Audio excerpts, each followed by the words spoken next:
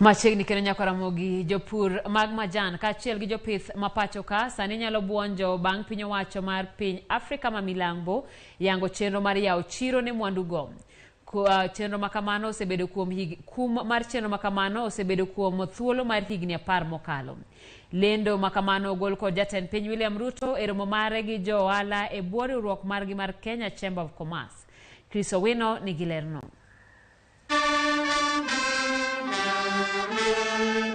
E kinde romo ma higa ka higa mar riwruok mar jo ohala madito e pacho kae mong'ere ka Kenya National Chamber of Commerce and Industry, bengi ma pacho kae okwa mondo ojol jo ohala matindo kuom miyogi hola man kod nyinyo mapiny. Kaluwore gi Jatend piny Dr. William Ruto, yo maber mar ting'o malo jo ohala meka dongore en miyogi hola ma nyinyo gin piny ma ginyalo chulo. E gino manenore kaka keto lwasi mopie kind jo ohala kod piny owacho, Ruto osingo ni piny owacho mare ok bi sando weg ohala e wi leo chulo osur. Ne owacho ni gibiro loso yore mag tudruok maber e kind jo ohala kod duol mar choko osur e pacho kae mar kelo winjruok makare. E wi winjruok mar yaro chiro mar ohala e kind Kenya kod piny Afrika ma Milambo, Jatend piny ojiwo jo ohala ma pacho kae mondo wek ng'iyo mana chichni ma pacho kae kende. Africa, ladies and gentlemen, is our market for our tea, for our coffee, for our milk, for our fintech, for all the products that produce.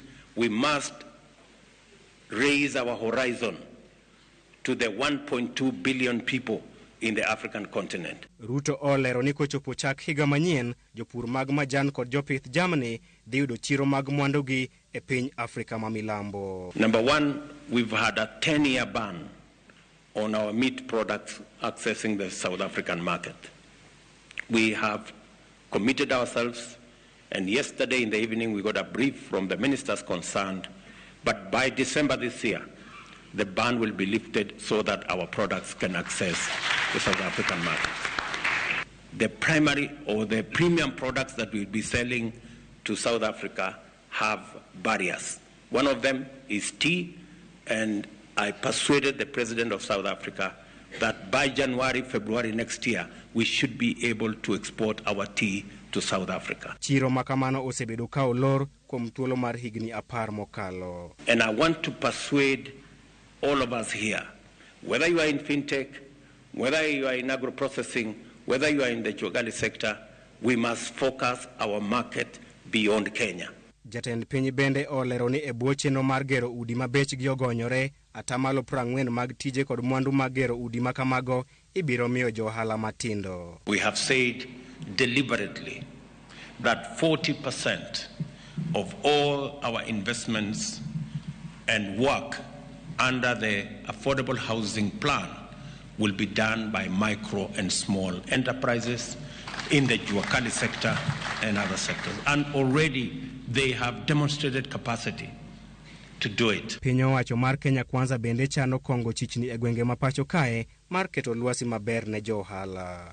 Chichni makamago dhi bet kod gik kano mwandu mag lony manyasani kaka yo mar geng'o lal ma jo ohala yudo e kinde ma mwandu gi kethore. And I have committed that we are going to modernize our markets countrywide, starting with 20 markets in the city of Nairobi, to be able to ensure that our business people have habitable, decent, healthy environment to carry out their business. What the business community globally and locally wants is predictability, is reliability, is seriousness in approach.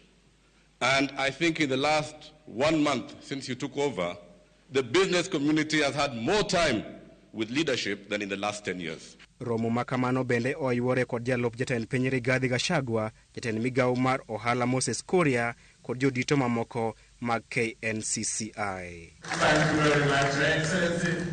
Jo ohala ma pacho kae ojiw mondo ti maber kod winjruok mar ohala mane oketie kogno e kind piny Kenya kod piny Afrika ma Milambo e manyo chiro ne mwandu magi e piny Afrika ma Milambo.